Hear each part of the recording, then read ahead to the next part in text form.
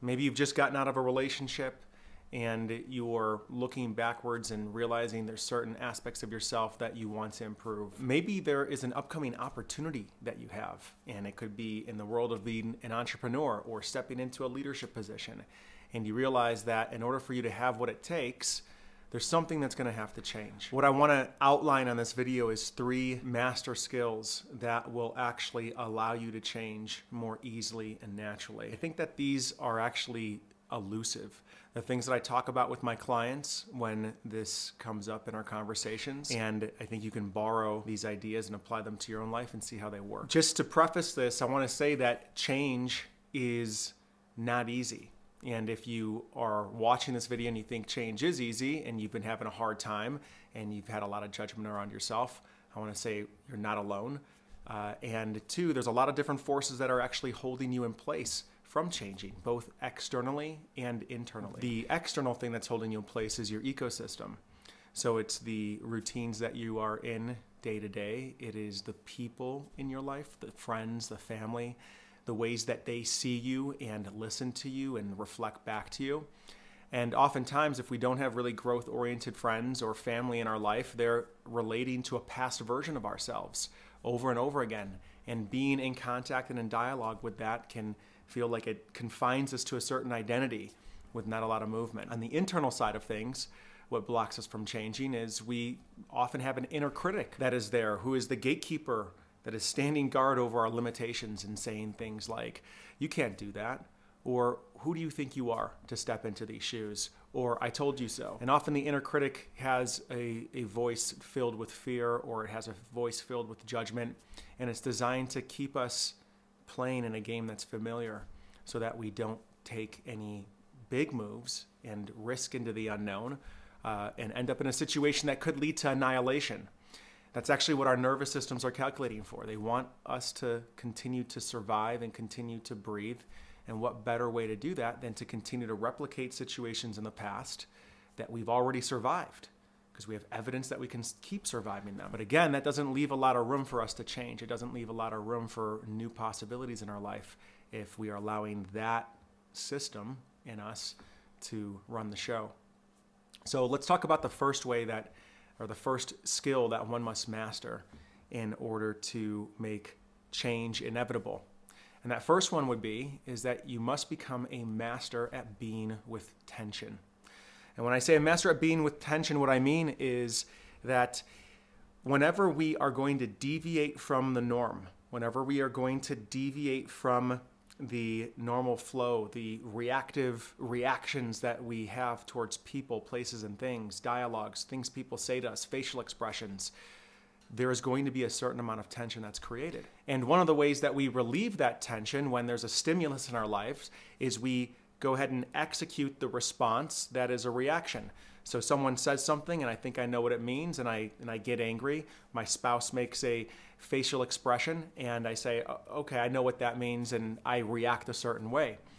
Now for me to be with tension is to actually not take action in that moment and to increase the distance between the stimulus and the response, to increase the time in between this and not jump right into an automatic pattern. And what that gap feels like is tension. So I'll give you an example that comes up sometimes with clients that I work with, and I'll talk about it in the realm of relationship. So if someone has an anxious attachment style, meaning they tend towards a preoccupation with kind of tracking the relationship and the closeness and distance in the relationship, they might feel the need to text more often than not. And if there's suddenly silence or there is a gap in communication between them and a significant other, there might be this inclination to want to reach out and try to repair or make sure that the connection's okay. Now, to change that pattern, one of the things that they have to increase the tension around is their capacity to be with the space. And that feels like tension in their system. So the more that they can be with that tension, allow that tension to carve them out and to open them up and expand their capacity to be with it, the less they're going to be doing these automatic reactions of like texting or calling or stepping in and initiating when in fact the space is healthy for the relationship, or the text actually ends up compromising some level or communicating that they don't trust the connection enough to actually allow for space in the relationship. On the opposite side, if I'm working with somebody who has more of an avoidant personality, one of the things that they might have in relationship is they might feel tension around closeness. And so their capacity to move from avoidant more into secure is directly related to their ability to be with the tension of being in a relationship, to being in connection with somebody and not running, not breaking up, allowing themselves to actually breathe through it and realize that they can live and be okay while in connection with somebody else, and to find their sovereignty while they're in connection with someone else. So their capacity to be with tension, their capacity to deviate from the norm, to no longer repeat the same thing they've been doing over and over again, will allow them to make space for a new reality and a new set of circumstances to occur in front of them. So that is the first piece, is to become a master at being with tension. And that is really something also we see just even in the gym, for instance. It's like when we're able to create tension in our muscles break down and grow. And I think it's something's very similar around that with our psychology as well. When we can have an adequate amount of tension and be with it, we have a real possibility of changing. Now the next point, the next piece to master is, and to be on a path of mastery around, when I say master, what I really mean is to be on a path of mastery around a continued attention, a continued practice, is your capacity to be and live in the gray rather than the black and white. Now, human beings are pattern recognition machines. We evolved and are designed by our biology to be able to jump to conclusions really quickly, to be able to identify what is a threat and what's not a threat, what is food and what's not food, what someone's emotional experience is, perhaps if we grew up in a family where that was important to track. And so we can end up living in a world, especially if we have a fair amount of trauma growing up, where we see the world through a very black and white lens, because it is a way in which we can feel certain about what's going on and then execute the proper behavior to deal with that circumstance. So it could be that we see people's facial expressions and we jump to quick conclusions around what that means. It could be that we see a certain action and we jump to a conclusion about what that means. Someone texts us, someone doesn't text us, someone gets back to us, they don't get back to us, and we make that mean something. Someone says something and we know what that means, or this means this and that means that. And this black and white way of being, all these black and white conclusions have come from the past. They have been created in the past. And so therefore, if we are operating in the black and white lens of what we think we know, we are going to continue to bring the past into our present and continue to live into it in our future. And so the more that we can be a master at living in the gray, it means that we're relaxing this idea that we know anything for a moment. That when someone does something that we actually think that like we know what it means. Maybe we don't. Maybe it means something completely different than it did yesterday. There's a possibility of that. Maybe the new person that we're in relationship with, when they do something, we're looking through a black and white lens and we're seeing red flags where there's actually not one.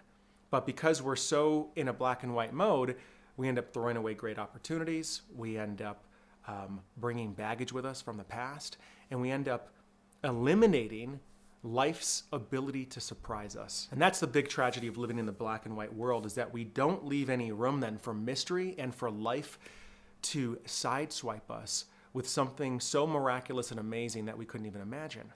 And so the more that we have a capacity to live in the gray, the more we invite life to surprise us, the more we are befriending the unknown, making allies of the unknown, and calling in new experiences into our life, ones that we haven't dealt with before. And this is just a natural byproduct of beginning to live more in the gray. And this is something that I work with my clients around, because typically there's a ton of black and white thinking that is keeping one trapped in a certain pattern, or they're hitting a glass ceiling in their success. And to step out of that, they actually have to start living in the gray in certain areas where they've been living in the black and white for a really long time and couldn't even see it. So the third skill that one can master and be on the path of mastery to create new realities is the practice and cultivation of gratitude.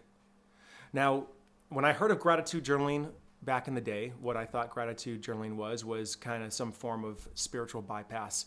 I'm going to focus on all the things that are there, and I'm going to feel good in my body, and then I'm going to go about my life, and then I'm going to forget about that, and I'm going to come back into reality with how many things are missing. But here's the thing. After really doing this and diving in this for a few years now, what I've realized is that a practice of gratitude is actually the cultivation of a way of being. It's the cultivation of an identity that allows me to start to really see myself as someone who has the things that he wants in his life. It is the cultivation and the practice of seeing what's there and all of the amazing things that are working, all of the miracles that I've overlooked, and to begin to embody a way of being of already having, rather than embodying a being that something's always missing. So if I'm wanting a new reality and wanting to create something new, who do you think from an identity level has a better chance at creating a new reality? Someone who feels like they are, that things are missing, that there's something missing constantly, or someone who embodies the idea that they are someone who has what they want and that they get what they want and that they are abundant and that they are overflowing with love and fulfillment. That kind of person has such a capacity to create a new reality, because the new reality no longer feels like some massive leap over a chasm from going from things are missing in my life to suddenly I finally have something. Instead, it's actually, I have something, I have so much right now, and of course, there's even more that I can have, because that is who I see myself as. And so getting what you want and creating new realities and changing become a just small step in a direction that you're already headed that's congruent with who you are and who you are creating yourself to be. So those are the 3 master skills to continue to embody and practice as you embark on this journey of change. And if you've got any questions about that, if this video made an impact, please comment below. Like the video, subscribe to the channel if you're looking for more insights around personal transformation and relationship psychology. And if you'd like to enter into a dialogue with me and talk about your life and where you're feeling challenged and what you'd love to create, let's have a conversation and we'll see if I can help. Thanks.